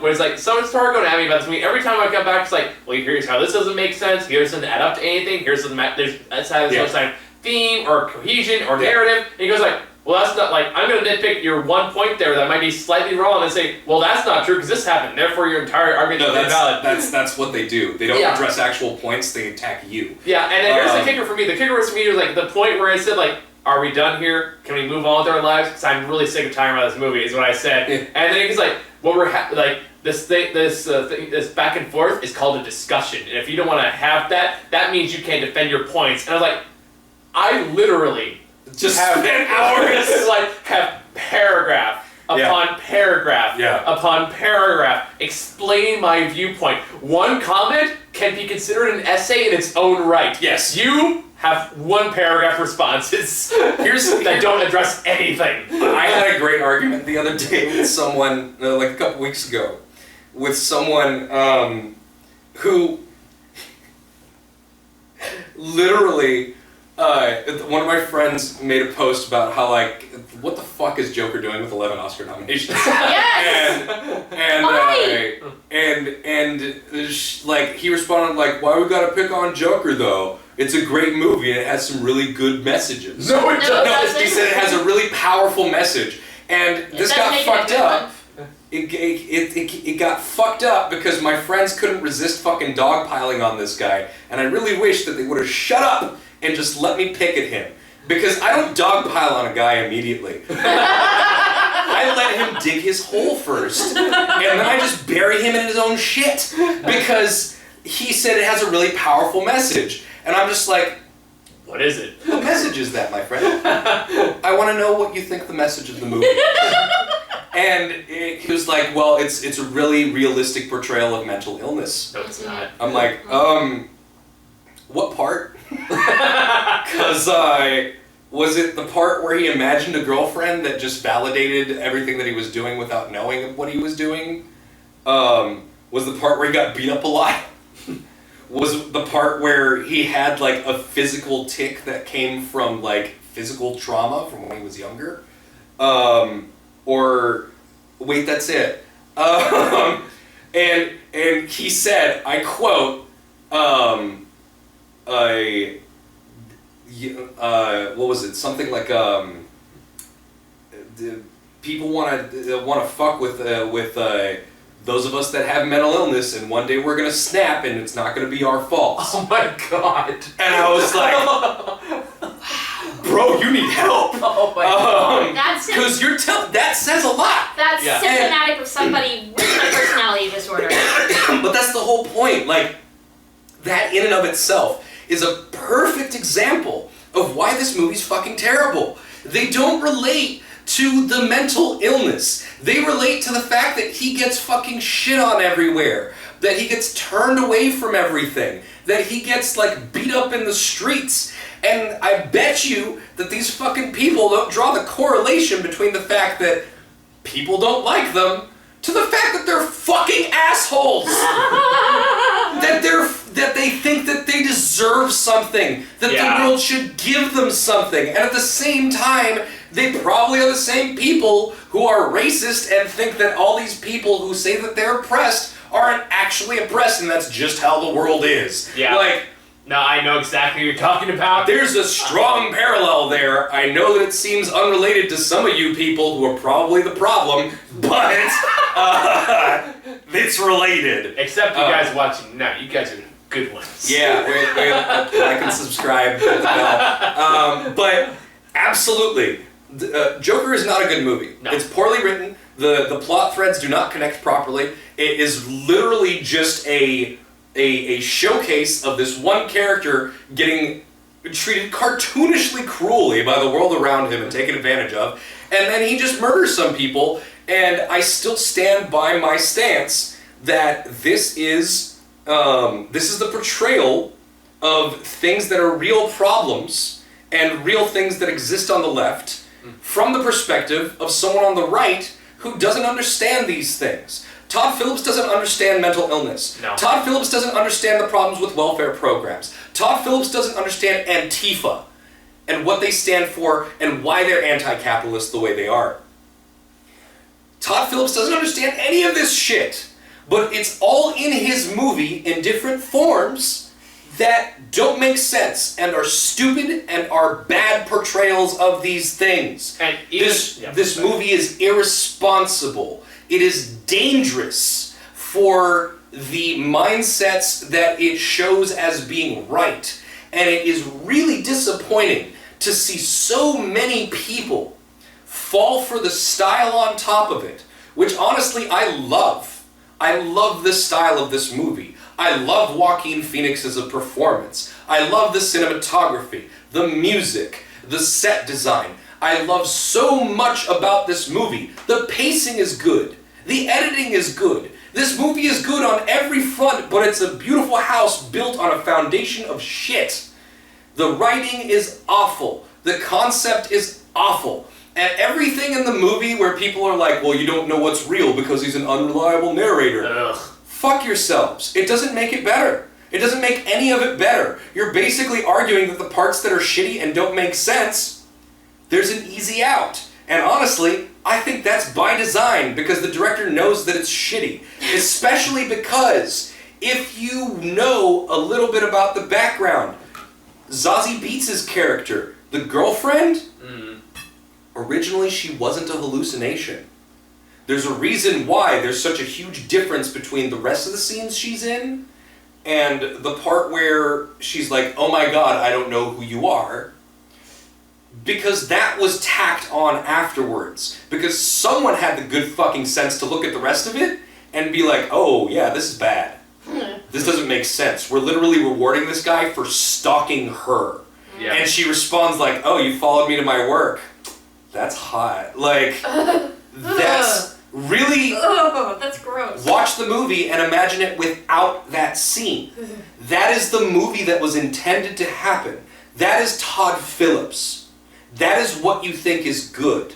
It's entitled White Man, the movie. It is really, really bad. It is really, really, really, really, really fucking bad. It may be okay on first viewing, but really think about it. Rewatch it if you have to. Because it's popular enough, it's not going to make a dent in it. I don't care if you give this movie more money to watch it again. I think it's more important that you watch it again to understand what you're looking at. It is a bad, irresponsible movie. It deserves no fucking credit, and you should not trust anyone who thinks that it is amazing, because they are dangerous, or at the very least, have really fucking terrible taste in movies. Okay. I really fucking hate this movie. I'm right there with you. I don't know if I can follow that, because I feel like you wrote that beforehand. No, this is me off the top, baby. Alright. I just feel things. I think, just because I know I can tell right now, people who are like this movie are going to be like, well, you just didn't understand it, or like... Oh, sorry. Okay. Quick thing. First thing that fucker said in the argument was like, well, it clearly went over your guys' heads. I'm like, and my comeback, my girlfriend loved my comeback. I said, it didn't go over my head. It went far enough below mine to actually hit yours. Damn. She was like, oh, that was good. The one that I wrote is like, I thought like Arthur was such a full-fledged character, and I always go like, okay, Ow. tell me this. What does Arthur want? Like, tell me, legitimately, what does he want? What is this arc? What is this goal for the entire movie? Because there's not really clearly defined one at any given point. He wants to be famous. He wants to be a comedian. Well, he wants to be a comedian. Like, okay, that doesn't actually like have anything to do with his actions towards like the second or third half of the movie until he actually shows up in the show later. Is he mad at the show guy for making fun of him because that VHS something went viral in the 80s? Not really. How did someone record him in the club? Yeah, exactly. Their cell phone cameras. Cell phone cameras, and then it somehow went viral. Mail him the VHS. I don't know. But it's like, is he mad? He's like, no, because he doesn't really give a shit about that until he gets the phone call. Then all of a sudden he just rips off Kings of Comedy. Oh, sorry, homages. Is he inspired by like the crowds or the people that like took the whole clown thing to an extreme? Not really. He seems flattered by it, but he doesn't really give a shit about it. And like, if really there's anything resembling an arc at all about this, is that women ruined his life. Yep. Yep, and that's really funny. It's like, it's who caused his the mom. His mom ruined his life. His mom ruined his life. But more than that, this rich guy ruined his life. No, because the rich guy was manipulated from his mother, so really it's still his mother's fault. And then they got the therapist, who's also black.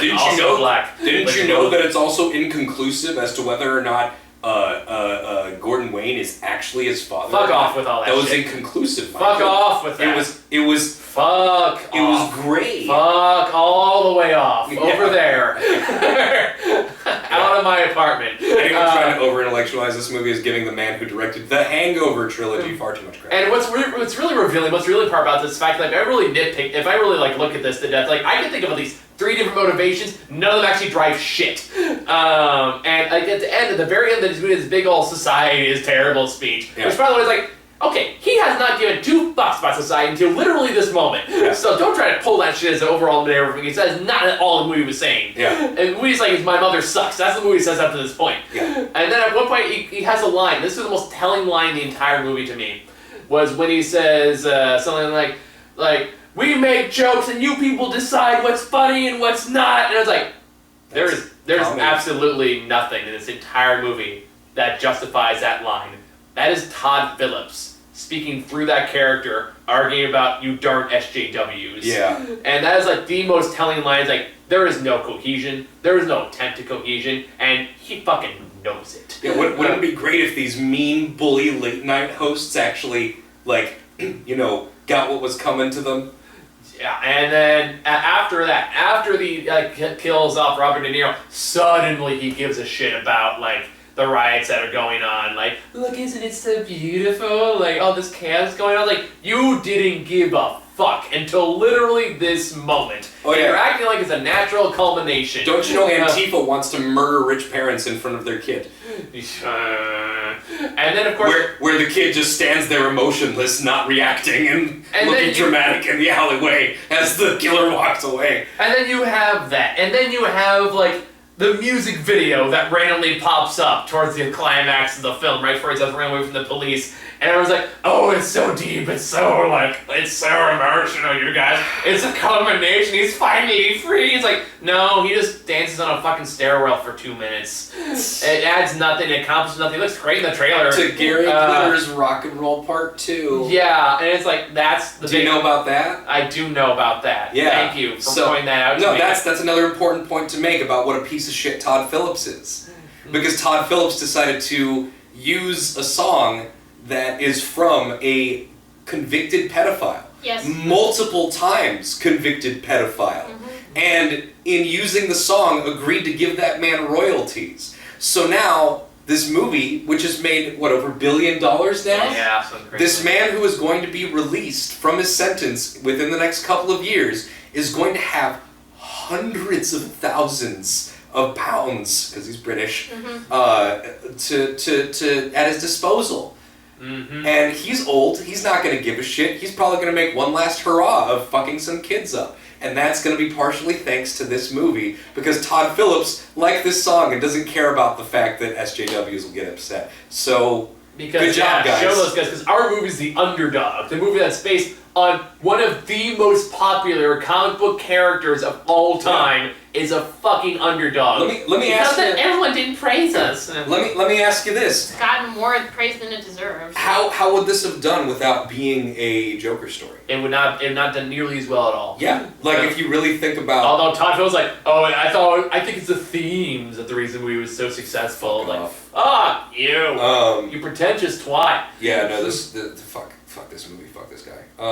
I think we've said enough. Yeah. All right. What's your number 2? We at least have fun with this one. Sure. Cats. Okay. I'm like purely on objective terms. Yes. Let's get into why Cats is bad. Because under no. No. Let's just get into why Cats is bad. Okay. So. CGI splooge. It's like bad CGI splooge. It's PS1 graphics in the background. Here's the thing. The version that Michael and I initially saw was the unpatched version. So we couldn't see the original one with the really bad CGI leaves blowing against Grisabella when she talks about how leaves gather at her feet. Yeah, and there's this part, the tap dancing cat, but he's not tap dancing on anything. Oh yeah, no, the feet are basically detached from the under, it really is not, and it's so jarring. So every time you kind of started getting used to the weird faces, you would notice something in the environment, and you'd be like, wait, what? Yeah, so there's never a point where you're comfortable. What's happening? If you watch the cats in the background, you will see, especially in the wide shots, the ones that they paid significantly less attention to. I think there's one more just a guy in a hoodie in the background. I have heard rumors about this. Yeah. I've heard rumors that in the final sequence of the movie, in the unpatched version, there is a guy in the background that is actually completely un-CGI'd. They just forgot him. And I have yet to see this. I hope to see it someday, however difficult that may be. Like finding Bigfoot in GTA 3 here. But yeah, no, this movie... But when I tried to get people to go see this after it got patched, they were like, oh, I heard they fixed it. I'm like, there's no fixing this. Fixing the CG does not change the design choices. It's basically putting a Band-Aid on a cracked damn wall. It really, that scene in Vacation where he puts the bubble gum on the crack in the Hoover Dam and just more keeps popping up? That's basically what happens. You gotta remember, Cats is widely known as the most pointless, worst musical. People don't like Cats. In the wider range of musical theater, Cats is widely seen as an inside joke, and the people who love it because it's a joke. It's not good. It is unique in its own way because it's this bizarre monstrosity based off of a weird weird book of children's poems. And isn't it adapted or inspired by a T.S. Eliot poem? No, a book of poems. Okay. It's the Book of Practical Cats. And this Evangelical. I have watched By the way, Jellicle comes from the way that T.S. Eliot's like daughter or granddaughter or niece or something used to say very good. Huh. Like, very good. Like, it's incredible child gibberish. But Jellicle just comes from like very good kitty. Like, it's that fucking stupid. And you gotta remember that every single song in this movie is just about a cat. There are a couple songs about like the Jellicle ball and stuff like that, but they're all just songs about cats being cats. I still love the Screen Rant pitch about that, where it's like, so how's this movie go? Will cats introduce themselves? Yeah, so...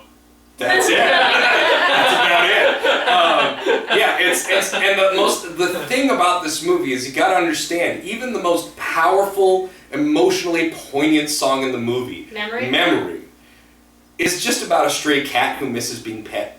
Yeah. Like, it really, and yeah, they pull some real emotion out of that, but when you get down to the fucking... What it actually says. Yeah, if you get down to brass tacks, yeah. That's all it's about. That's why this musical in general is just this bizarre, it should not be thing. But as it stands, it's attracted enough people to its bizarreness in its own weird freak show nature of a musical. It's attracted you. That it has made $4 billion as a play. And I thought I was gonna say, wait, since when did this movie make $4 billion? The movie made like, I think, 60 million. I think you contributed for like 30 million. With all the people you've done to go see this. But like, the movie is a direct translation of that. And musical theater is somewhat prepared for this kind of weirdness. Well, not quite a direct. Well, but then it did. Musical theater is somewhat prepared for this kind of weirdness. The movie-going audience is not. No. So it's been met with an incredible backlash, rightly so. But the range of just pure insanity responses that's received of just people, and you put it best, being trapped in the theater with this movie and being forced to experience it with others. Will be later. It just leads you to like a weird sense of just maddening euphoria. Yes. Like the part where your brain clicks off, like, okay, we're done processing. No, it's like an acid trip. It really is, because your brain just cannot compute. Because as soon as you start getting used to it and taking it somewhat seriously, part of your brain goes like, what? No! And all of a sudden you're right back out and you're like, wait, what? Like at the Rebel Wilson unzips herself? Cockroaches have faces. And then towards the end, you're like, never. So this whole thing, I want to avoid spoiling too much because she's gonna see it. How can you even spoil it? There's plenty. How many times did you just go, what the fuck? Those are all spoiler moments. I suppose. So, with that in mind, Cats is the thing that should not be. But I'm kind of glad it is. It is. If you've waited to see this at home, if there are no midnight showings somehow happening around you like there is tonight for us, then go see this. When you see this at home, please put your cell phone away. Give your full attention to this movie. Don't try to fight it. Don't try to hide from it. Just let it, like, seep into your brain and just drive you mad. Am I going to some point tonight? No, come. You'll see. And just let it take you away, and there will be a point where you break. And for a lot of people, it has been consistent. For a lot of people, the point where they just snap is some point in the extended dance sequence. Yeah, that sounds about right. That's where we both broke on our first viewing. We just started laughing for like a minute straight at least, and we just like, fuck it, we're in it now. What's watching? Whoa, and you know, and from there we were just kind of sitting there like. I have plenty of pictures of friends sitting slack-jawed. I have a picture of a friend who was sitting behind me during one showing, where she's literally sitting there like...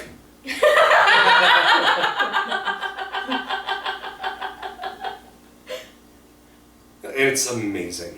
It's amazing. I know that like you took pictures. The first time we saw it, you took like a bunch of pictures. I showed these to friends of mine when I tried to convince them that look. I put them on my Facebook. I know, that's what I put on the Facebook post, and it's like, I need you to believe me. It's like, I put them on Twitter. Oh yeah, I put the set of 8 of them on Twitter, I think. Well, I put it out there, and I think my favorite one was just the one that has me doing like this.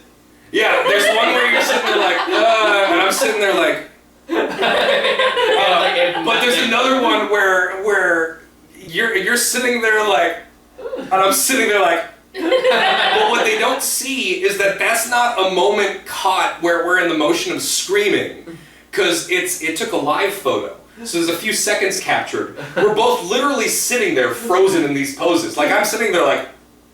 Yeah, we're just observing the nightmare fuel on just screen. Absolutely unable to process what we were seeing. What I want to happen with this movie is I want the studio to lean into the weird cult nature of it. I really hope so. And this thing needs midnight showing. Yeah, that's but we'll get into that later. Yeah. Yeah. But anyway, yeah, Cats is a bizarre, barely a movie. Yeah. It doesn't. It's not really a movie. No. It doesn't belong. It's a once in a life. It's like we've been doing this show for over 7 years now, and we have never had any experience that has come even remotely close. Yes. To what happens. And as I said during the review, we've been watching movies our whole lives. Yeah. And we've never had an experience like this. Nothing has ever come close, So, and nothing will ever be like it again. I'm so glad we saw it in theaters that early, because seeing it before all the fucking hype and responses just made it this pure moment. Yeah, honestly, it's so weird how much I agree with that. Yeah. So, I think we have the same number 1, because it's not on the rest of your list. No, it's not the same number 1, because I know I saw one movie that you did not see that is also not a movie that I will talk about in a bit. So why don't you go with your number 1? It could be a movie I forgot about, so why don't you just try that? But I want to know yours. I'll save mine for last. Rise of Skywalker. Did not even make my list. What? I didn't hate nearly as much as you. What? How? I did not. How? I didn't hate as much as you did. How did you think? How was it not worse than Lion King for you? I do not have that strong feelings towards it. Even my Star Wars nerd boyfriend thought it was alright. He's wrong! No! No! You don't even know what my number 1 is. I don't care! That means the other 9 beat this out! Yeah. How? Sorry, man. I told you where you reviewed it. I didn't hate this nearly as much as you did. I just didn't really care. I'm being completely honest right now. I'm like actually disappointed in you. Oh, that's worse. I'm feeling like legitimate betrayal right now. Aw. How was this not your worst of the year? Because I saw the other worst of the year. But the rest of them! The rest of them! This did Star Wars dirtier than Dark Phoenix did X-Men! Okay. I don't know what you want from here, man. Belongs on your list, Michael. Jesus Christ. Rise of Skywalker is a fucking travesty. And I have 137 minutes of ranting about it to go into detail about it. You can go there if you want the whole spiel. This movie relies entirely upon what you give a shit about from the other movies. And sometimes that's okay. For example, Avengers Endgame is a great example of a movie using elements from other movies and fan service in an effective way that is not exploitative so much as using it as a pivot for something else. J.J. Abrams is a bad filmmaker. He didn't try. And the weird thing about this movie is that when I found out who the other writer was, I suddenly understood something. What's that? I finally get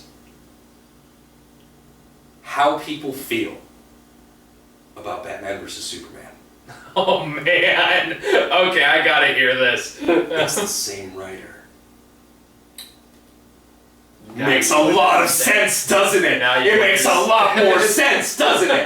But here's the thing. Now you understand. Here's why I feel so fucking betrayed by it. Because the things that were so bad in this were not as bad in Batman vs. Superman. But this is getting more credit because, oh, Lando's in it. Fuck you! Why was he on that planet? Why was he picked to go there with Luke? Why did he get left behind? Why did he show up at the exact right time to save our heroes? Why, like, what is his fucking arc in there? It doesn't make sense. He's there to cash in nostalgia chips. And this whole movie is just there to cash in nostalgia chips. It doesn't make sense without those things. The only way that certain parts of the movie work is if you gave a shit about the previous ones, but not enough to actually think about how they work. The way that Palpatine is in this doesn't make sense. The way that the twist works is bad. It fucks up the whole fucking series. It makes the whole series about Palpatine and not about the Skywalkers. The way the main plot is posited in the first fucking scene doesn't make sense. The Star Destroyers under the planet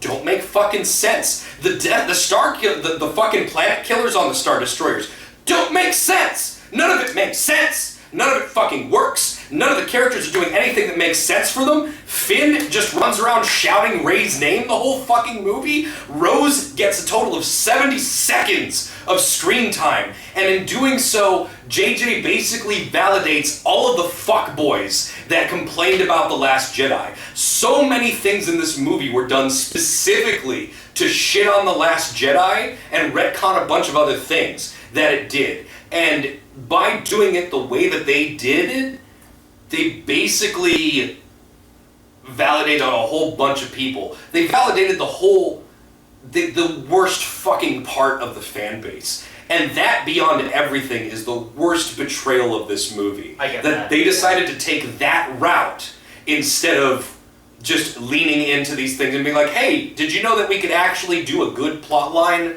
with Rose that you guys might like? And it's like, what was it? I saw a great take on it where they were like, I think Jenny Nicholson made it. It's just like, let's play the is it racism game. If someone complains about Rose not doing much in The Last Jedi, but also complains about the idea of her getting more screen time in Rise of Skywalker, it's racism. That's it. That's the game. And it really is, oh my god, there's so much wrong with this movie from front to back. They waste so much time they don't need to waste time on. The characters get barely any fucking development. Nothing happens with any of them that makes them grow in any real significant way, aside from Kylo, kind of, and Rey, kind of. But it's all artificial. None of the fucking stakes in this movie are actual stakes. They don't even let you sit with the death of Chewie for long enough for it to actually matter, because he doesn't actually die. But instead of letting you sit with it for the real emotional impact that it could have with the characters, and then finding out that Chewie is alive when they find out, so your emotional levels go with the characters and you feel things when they do, and it resonates the way it should for them, they just cut to a scene like 2 minutes later and like, by the way, don't worry, he's not dead. That could have been a real powerful moment. I was watching it with my girlfriend. She, even though we were both on the same level about how bad this movie was, the moment that you thought Chewie died, she went, and it was a real moment. It could have been really fucking powerful. And instead of actually letting the viewers sit with it for a few minutes, they're just like, don't worry, it's okay. I heard it phrased by someone as they want to have impactful moments without having to deal with any of the fallout of the impact.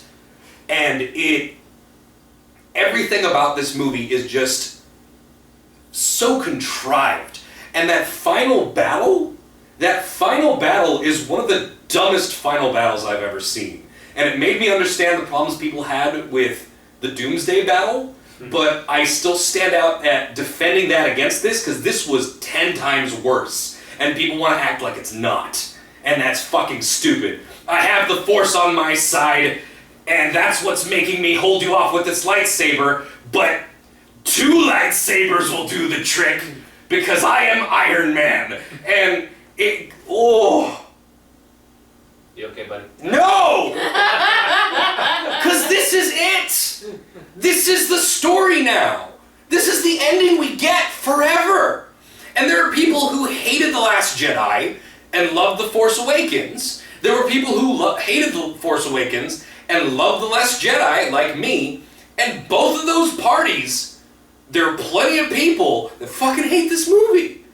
Because it sucks. It sucks. It's a bad movie. It's a bad script. And we deserved better at the end than what's your name?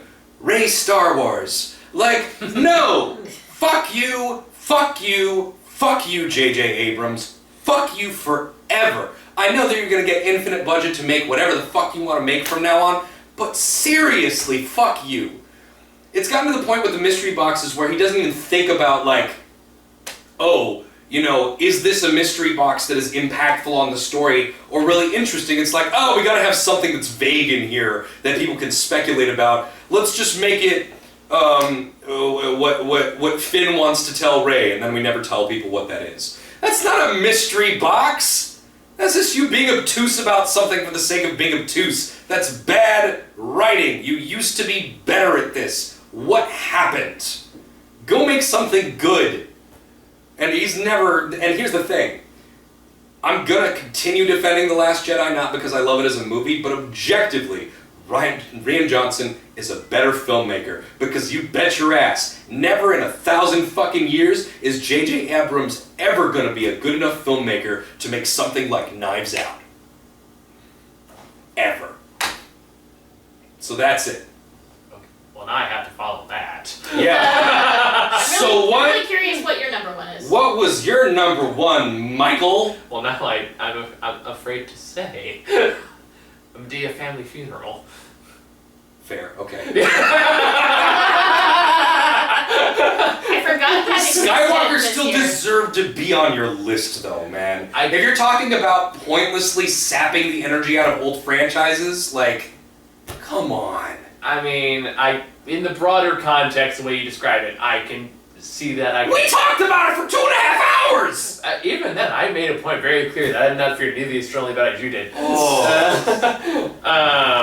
So yeah, A Medea Family Funeral was a Medea movie, in that it was not a movie, and yet somehow they keep making it on cheaper and cheaper budgets. And it looks as cheap, because there's maybe 3 sets that they make you sit through an hour and a half, the longest hour and a half you will ever sit through. And there's a point where literally, and I'm not making this up, there's a whole sequence where they keep coming back to a clock, and the clock like does a fast forwarding bit, and they come back, and the characters look so bored. And I'm like, oh my god, I feel the same way. And then they do it again, and the same thing. So now it's like, are they just mocking me? And then they do it again, and it's like, how long has this been going? And it's only been 20 minutes, and there's still an hour to go, and you're stuck there. And again, you're trapped, not in a fun kind of trapped. You're trapped in a theater that are finding jokes and things that you do not understand, and they're laughing, and you're like, what? What is happening? That is a joke. They're talking in voices, and that is literally all that's happening. They were sitting in the same goddamn room for 20 fucking minutes, saying nothing but garbage and gibberish. Literally gibberish. And you're just sit there going, dear God, something happened. And nothing happens. It takes forever for someone to fucking die. For the fucking funeral to happen. And then the funeral happens, and it goes on for so goddamn long. Jesus. And I'm like reliving this in the moment as I'm talking about it. I'm visibly there in the theater. I remember exactly where I was sitting in the Mountain View Theater, looking at Grant, looking like, dear God, what are they laughing at? What is so fucking funny? I will punch that child behind me and ask it to develop taste. I would love to just film you breaking that hard in a movie and just standing up going, what are you laughing at? This isn't funny! None of this is funny! Nothing's happening! So you being punked. I mean, at least with like I don't even remember what the other spots on my list were. It's all just Mtcn now. When the dead don't die. At least I could say like somebody was trying something different. And I was like, no, this was just nothing. Like I said, this wasn't even a movie. It was like somebody's crappy home, like a home video that they made, like that they try to make it into a movie. You know those crappy little movies you made when you were a kid, when you had like a camera and some friends, Sure. and you recorded that, and he's like, "This is pure cinema. This is a case like no. This is like this movie had like a I don't even know like $15 million budget or Wow. like I don't know." Where did it all go? I Paying don't the crew. know. Just paying the crew. It was all just paying the crew. I don't know where the money went. I am legitimately baffled because there's no way this cost more than $10,000. Jesus. Like how bad the quality is. And if you want to go down,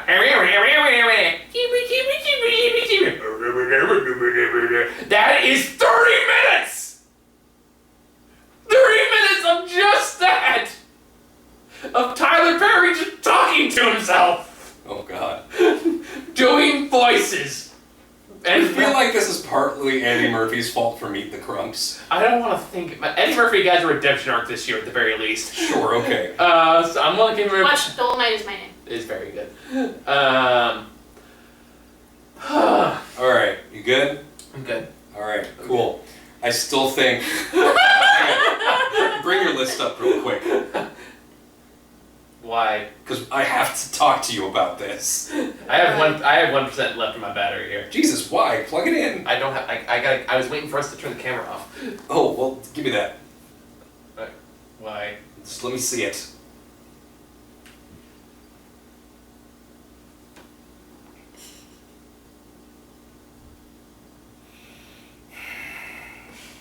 You're gonna shame me about this forever now, aren't you?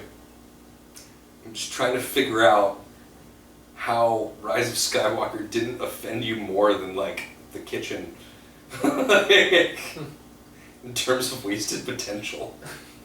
Cause again, at the end of the day, it's a Star Wars movie. I feel like being offended about it's taken a little too far. That's just how I feel about it.